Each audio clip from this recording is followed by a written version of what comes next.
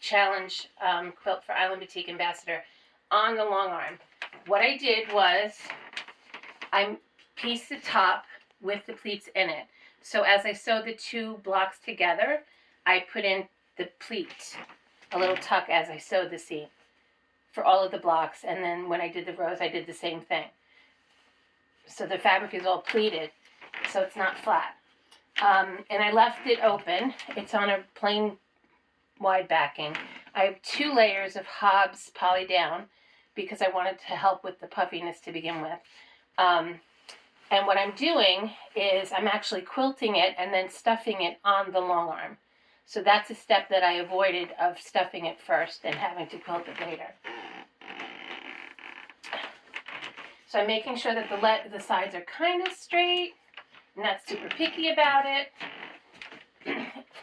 And I have the machine set up with the ruler base, and I'm using a ruler to help push down the fabric to kind of keep it straight. In this process, I don't think it's possible to actually keep the rows exactly straight, because as you stuff them, it takes up different depth of the fabric. So, and I wasn't particular about how big the pleats were. I tried to keep them even, but that's not a guarantee that that happened. So I stuffed the row before, and I'm going to come across here using the ruler to help hold it down.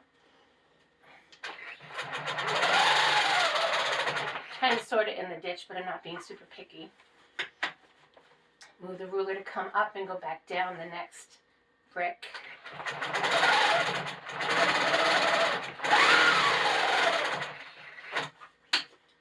Ruler again to push down that row.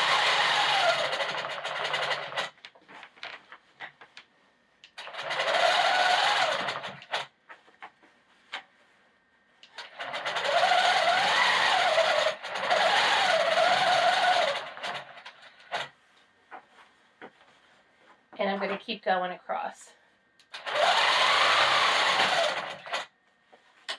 When I finish this row, when I finish the whole row, I come back in, I put in stuffing to each section. This one has a small brick at the end, so I'll put in about that much.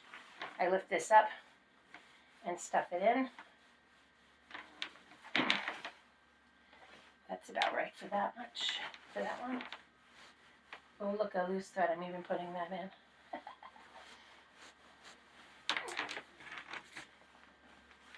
When I finish the whole row, I'll stuff the whole row. But when I come back and do this level and then come up and down here, that's actually what closes this. So that's how I'm doing my puff challenge.